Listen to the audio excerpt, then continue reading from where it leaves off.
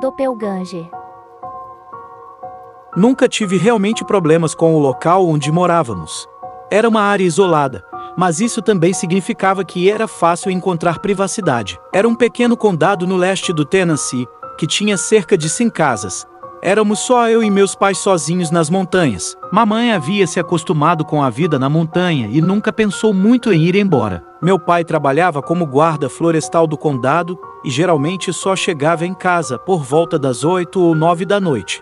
Lembro-me de uma noite, ele voltou para casa bem cedo. Ele sempre tinha as chaves para abrir a porta e normalmente entrava direto, pegava algo para comer, sentava na poltrona reclinável e depois ia direto para a cama. Mas esta noite ele entrou e sentou-se silenciosamente à mesa, sem se mover, nem comer.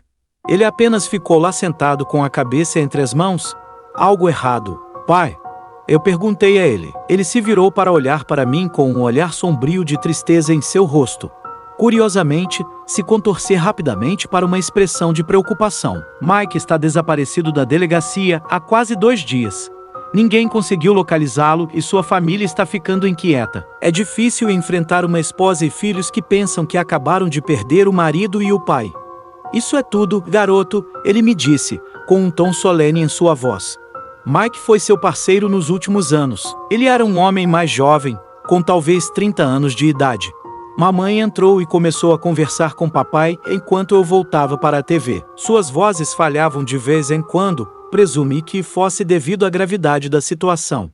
Cerca de 10 minutos depois, papai entrou na sala com mamãe e desligaram a TV enquanto eu assistia. Antes que eu pudesse protestar, os dois olharam para mim e falaram: "Filho, até que tudo se resolva, quero que você me prometa algumas coisas, ok?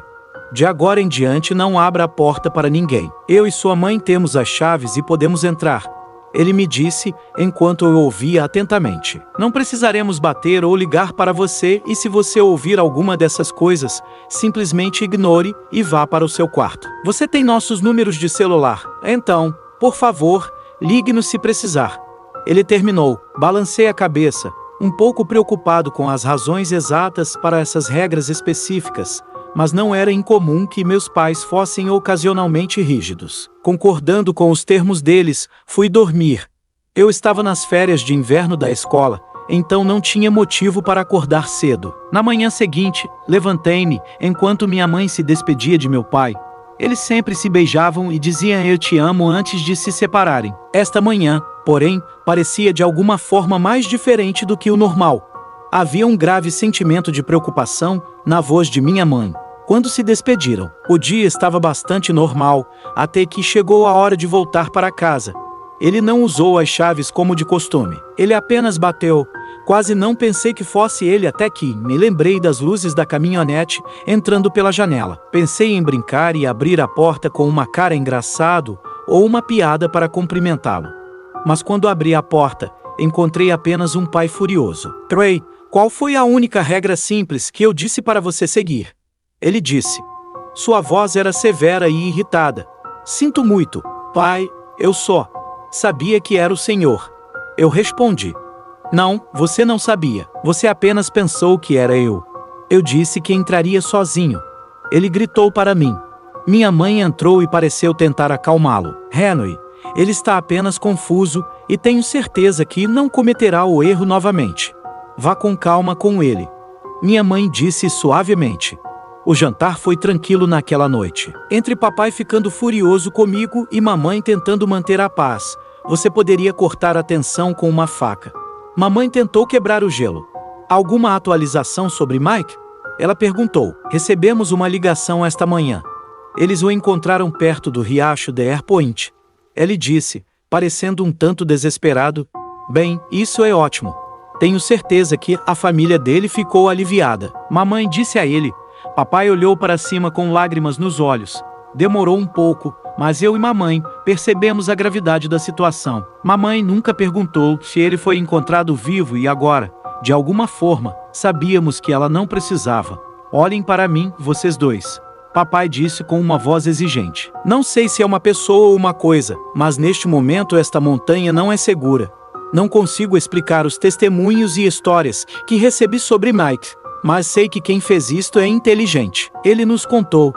Eles estão se passando por outras pessoas, fingindo ser alguém que não são para que possam entrar em suas casas e vidas. Ele disse. Papai olhou para mim e viu a preocupação em meus olhos. Ele me tirou da mesa e disse que me amava antes de me mandar para o meu quarto para que ele e minha mãe pudessem conversar. Tentei ouvir, mas não conseguia entender o que estava sendo dito. Mike, esposa, corpo, com 2 semanas, escondido, casa, 2, desaparecida foi tudo o que consegui extrair da conversa deles. Naquela noite tive problemas para dormir. As palavras confusas que eu havia decifrado tocavam na minha cabeça repetidamente como um disco em branco. Tentei juntar os fragmentos da conversa que ouvi. Até agora, eu tinha a esposa de Mike disse, corpo com 2 semanas, alguém escondido em casa, 2 crianças desaparecidas. Eu fechei minha mente. O que eu inventei? A esposa de Mike disse que o corpo foi encontrado com 2 semanas, embora eles o tenham encontrado esta manhã e, aparentemente, ele só tenha desaparecido por alguns dias. Isso levanta a questão de quem estava com sua família todo esse tempo. Meus pensamentos foram interrompidos por uma batida na janela que fez meu coração parar. Estava escuro demais para ver alguma coisa, mas a pessoa bateu novamente. Trey, você pode me deixar entrar? Ele disse. Eu reconheci a voz. Era a voz do meu pai. Pai, o que você está fazendo lá fora? Perguntei. Ele levou um momento para responder. Pensei ter ouvido alguma coisa e fui dar uma olhada, mas a porta se fechou atrás de mim. Está frio aqui fora, garota. Deixe-me entrar. E eu ainda estava paralisado de medo. Mas de alguma forma minhas preocupações pioraram quando uma figura apareceu na minha porta. Era meu pai, vestindo seu típico pijama de dormir. Ele levantou um dedo em silêncio para mim, sinalizando para eu ficar quieto. Doi? A voz de fora gritou. Meu pai explodiu tão abruptamente que pulei na cama. Saia da minha casa. Fique longe da minha família. Ele gritou. A voz de fora não respondeu. Os únicos sons que pude ouvir foram o que pareciam rosnados baixos e algo semelhante ao ronronar de um gato. Meu pai me abraçou e disse que estava tudo bem, e estava orgulhoso de mim por não atender ao pedido da pessoa. Na manhã seguinte, papai não foi ao trabalho. Ele decidiu ficar em casa comigo e com minha mãe, provavelmente para garantir que o que quer que estivesse na minha janela ontem à noite não voltasse. Naquela noite, por volta das 9 da noite, nós 3 ouvimos uma batida na porta. Meu pai não respondeu e ergueu a mão para sinalizar, para todos nós permanecermos em silêncio. Gente, sou eu. A voz soou. Estava na delegacia. Deixei as chaves da casa lá. Ele falou. Minha mãe com lágrimas formando-se rapidamente em seus olhos, enquanto meu coração começou a bater cada vez mais rápido. Eu estava esperando que você aparecesse hoje à noite. Queria pegar você desprevenido. Meu verdadeiro pai gritou para a voz. O único barulho que se seguiu foi um ganido rápido, como se um cachorro tivesse se assustado, e o barulho de pés correndo para longe. Henrique, o que foi isso? Minha mãe perguntou a ele.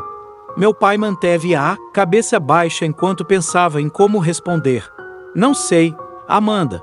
Mas sei que quer entrar nesta casa. Ele respondeu em um tom abafado.